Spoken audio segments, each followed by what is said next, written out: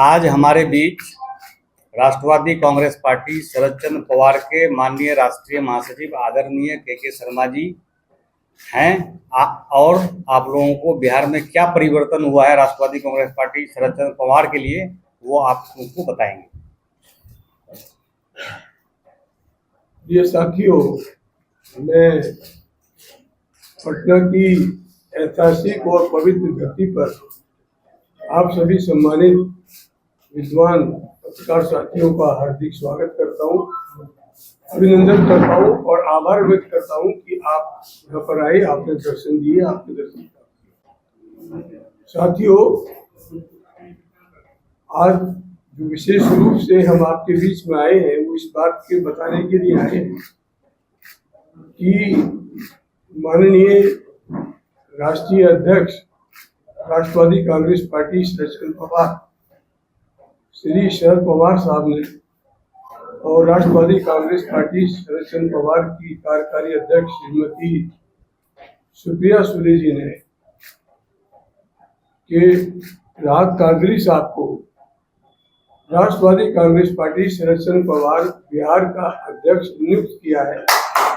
और इसके संदर्भ में माननीय महामंत्री जनरल सेक्रेटरी श्री राजीव झा जी ने इस संदर्भ में एक नियुक्ति पत्र भी जारी किया है, जो अभी आपके सामने प्रेस नोट के साथ प्रस्तुत हो जाएगा। हम आप सब साथियों के साथ के माध्यम से बिहार की महान जनता का ये आह्वान करना चाहते हैं कि वो देश के महान नेता राष्ट्रवादी कांग्रेस पार्टी शरद चंद्र पवार के राष्ट्रीय अध्यक्ष माननीय शरद पवार साहब की नीतियों और कार्यक्रमों को गांव-गांव तक पहुंचाने के लिए, उनकी सेवा करने के लिए जो राहत कादरी साहब को प्रदेश अध्यक्ष नियुक्त किया है, प्रदेश की जिम्मेदारी सौंपी है, वो उनका सहयोग करेंगे और राष्ट्रवादी कांग्रेस पार्टी गांव-गांव और घर गली और मोहल्ले में पहुंचेगी और राष्ट्रवादी कांग्रेस पार्टी बिहार के अंदर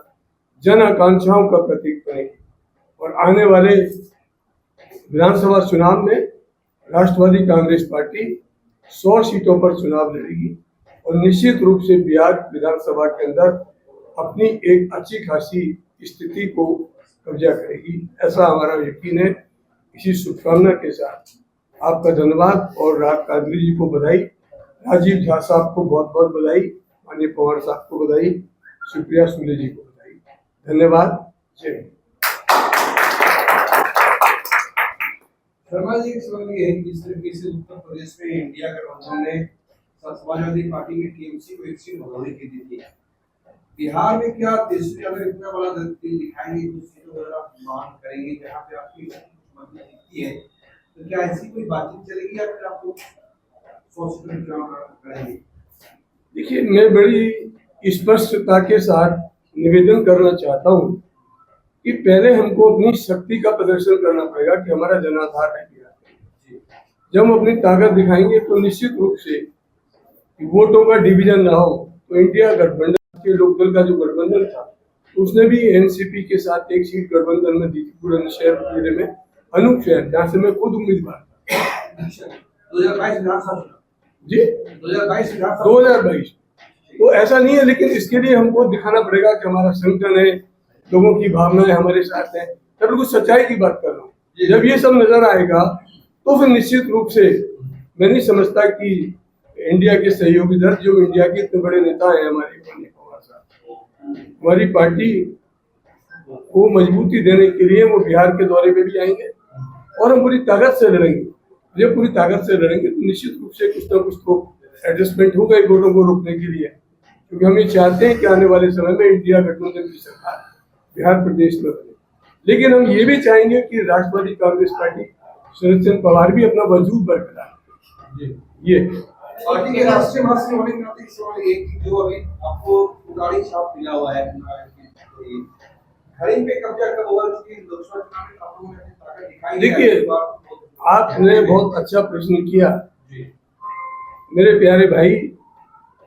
सवाल घड़ी पे कब्जा करने का या सुतारी पे कब्जा करने का नहीं है, सवाल है दिलों पे कब्जा करने का, कि हम किस तरीके से बिहार की जनता के दिलों पे कब्जा करते हैं, और आपने देखा कि महाराष्ट्र की महान जनता ने, महाराष्ट्र के महान मतदाताओं ने एक रातों रात नया चिन्ह आया सुतारी, और उस पर 10 में लड़े और 8 सीटों पे जिता दिया, और एक भी कंफ्यूजन में रह गई क्योंकि दूसरा भी एक वो तुरई वैसा आ गया था, वो ले गया 50,000 वोट और 30,000 से आ गए। तो 10 में से 9 सीटों पे इतनी निर्णायक लड़ाई लड़ना और 8 चीजों पे विजय प्राप्त करना, ये अपने आप में बड़ी महत्वपूर्ण बात है। और हमारा तो यही है कि जो दिल को फतह कर ले वही फातिहा जमाना। ईडी, सीबीआई, पुलिस झूठ, फरेब, धोखे से फतेह नहीं होती दिलों के ऊपर। दिल की फतेह लोगों की सेवा, प्यार, मोहब्बत से होती है, और वो हम करने के लिए पूरे देश के अंदर हम घूम रहे हैं। और बिहार की महान राजधानी पटना, जिसने आदिकाल से एक रास्ता दिखाया भारत की राजनीति को, उसकी धरती पर हम आपका सहयोग मांगने के लिए आपके बीच में आए। के शर्मा जी, एक समय था यहाँ पे 4-5 विधायक हुआ करते थे, एनसीपी से तारिक अनवर साहब सांसद भी रहे, लेकिन विगत करीब 1 दशक में न तो आपकी पार्टी की कोई यहाँ पे गठबंधन हुआ भी तो कोई आपको सीट नहीं मिली जो पहले उन्होंने कहा। तो ये फिर इसको कैसे पार करेगा? और दूसरी बात, जो पार्टी जो फार्म यहाँ बटी हुई है, इसको कैसे पाटेंगे? आपने कहा कि कार्यकर्ता पार्टी का विस्तार होगा, क्या रणनीति होगी? देखिए, हमारी रणनीति वही है सीधी कि हम लोग पार्टी संगठन को पहले अपने गांव स्तर तक और बूथ स्तर तक ले जाएंगे। अभी हमारे पास समय है। पार्टी हमारे करीब करीब जिला स्तर पर तो सभी जगह मौजूद है, उसको थोड़ा व्यापक आधार देना है कि वो हम गांव तक, ब्लॉक तक और बूथ लेवल तक ले जाए। और उसके बाद में जब ये प्रक्रिया पूरी हो जाएगी फिर हम आकलन करेंगे। जैसा कि मैंने कहा कि हम लोग कम से कम 100 सीटों पर चुनाव की तैयारी कर रहे हैं, और उसके बाद फिर जहाँ तक गठबंधन का सवाल है ये देखा जाएगा बात की बात। अभी तो हम लोग अपनी लड़ाई और अपने संगठन को मजबूती कर रहे हैं, अपनी विधानसभा की तैयारी कर रहे हैं। और अगर आपका सहयोग रहा, बिहार की महान जनता का आशीर्वाद रहा, तो बिहार विधानसभा में निश्चित रूप से हम एक अच्छा खासा स्थान बनाने में सफल हो। हम लोग यहाँ पे आते हैं तो एक बात साफ तौर पे लोगों से चर्चा होती है, और वो कहते हैं कि पार्टी का संगठन विस्तार हम लोग करना चाहते हैं, जो आपके सिपाही हैं, जो नेता हैं, लेकिन उनके पास एक जो संसाधन की कमी है उसका रोना रोते हैं हमेशा वो लोग। तो इस संसाधन की व्यवस्था फिर कैसे हो?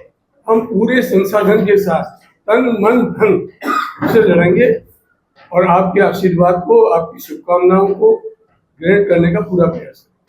इन्हीं के सवाल के साथ जो जन स्वराज पार्टी है वो भी इस बार विधान में चुनाव लड़ रही है, तो जो जन स्वराज पार्टी है 2 अक्टूबर को जो आएगी वो भी इस बार विधानसभा चुनाव लड़ रही है, इसको आप किस तरीके से? देखिए, चुनाव तो कोई भी लड़ सकता है, कोई भी पार्टी लड़ा ले, सबको लोकतंत्र में अधिकार है, लेकिन उसको कितना लोगों का आशीर्वाद मिलता है, कितने लोगों को चरणों की धूल मिलती है, कितनी उनको एमएलए की सीट मिलती है, ये तो जनता के विवेक पर निर्भर है। और हम ये उम्मीद करेंगे कि हम सबसे ज्यादा सीटें हम लोगों को मिलेंगी।